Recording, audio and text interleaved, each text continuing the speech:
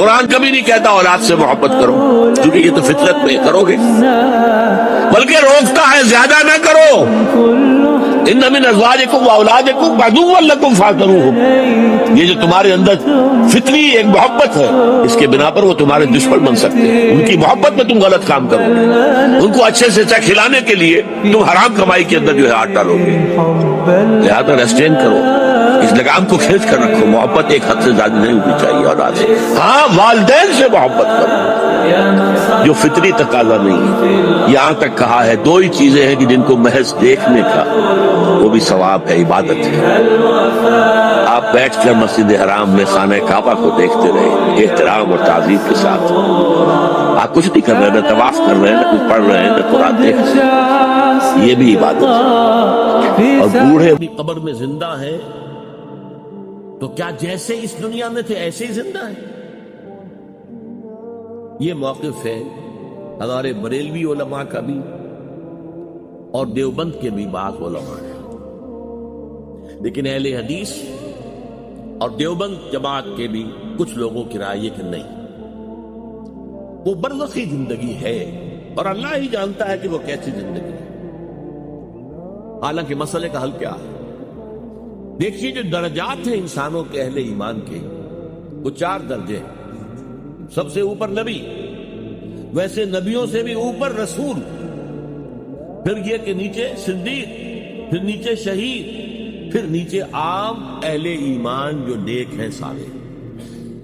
اب ان میں یہ تیسرا درجہ ہے شہید کا، جس کے بارے میں قرآن کہہ رہا ہے وہ زندہ ہے، لیکن تم ان کی زندگی کا شعور حاصل نہیں کر سکتے، تم نہیں جان سکتے کیسے زندہ، بس ہم کہہ رہے ہیں کہ وہ زندہ ہے، مانو کہ وہ زندہ ہے۔ جب ہم شہداء کی حیات معنوی جو ہے یا حیات جو ہے اخروی اس کو نہیں جان سکتے کہ کیسی ہے، تو صدیقین کو ان سے بھی بالا تر ہے، انبیاء ان سے بھی بالا تر ہے، رسول ان سے بھی بالا تر ہے، اور تمام رسولوں کے سردار محمد صلی اللہ علیہ وسلم۔ خدا کی قسم ایک روز تم پر موت طاری ہو جائے گی جیسے کہ روزانہ رات کو سو جاتے، ثم لتبعثن کما تستيقظون، پھر تمہیں اٹھا لیا جائے گا ایک دن جیسے کہ روزانہ صبح کو بیدار ہو جاتے، ثم لتحسبن بما تعملون، پھر تمہارا محاسبہ ہوگا، حساب کتاب ہوگا جو عمل تم کر رہے ہو اس وقت، ثم لتجزون بالاحسان احسانا وبالسوء سوءا، پھر لازماً بدلہ مل کر رہے گا، بھلائی کا بھلا برائی کا برا۔ وَإِنَّهَا لَجَنَّةٌ أَبَدًا أَوْ لَنَارٌ أَبَدًا، اور وہ بدلہ کیا ہے؟ یا جنت ہے ہمیشہ ہمیش کے لیے، اور یا پھر آگ ہے ہمیشہ ہمیش کے لیے۔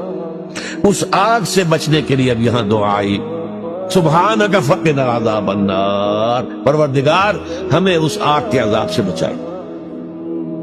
ربنا انک من تدخل النار فقد اخزیتہ، پروردگار جسے تو نے آگ میں داخل کر دیا اسے تو ذلیل کر دیا، رسوا کر دیا۔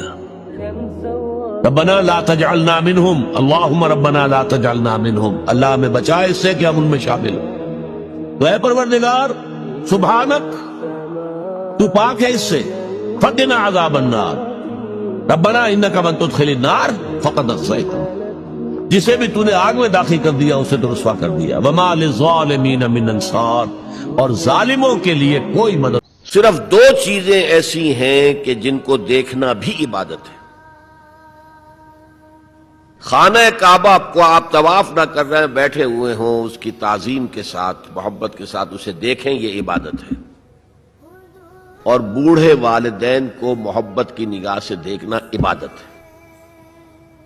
اگر تمہیں یقین ہے کہ اصل زندگی آخرت کی زندگی ہے، اور اگر یہاں پر سیدھے راستے پر نہ چلے تو ہمیشہ ہمیش کے لیے جہنم میں جھونکے جانا، اگر یقین ہے تو سب سے بڑی خدمت خلق یہ ہے کہ لوگوں کو جہنم کی آگ سے بچاؤ۔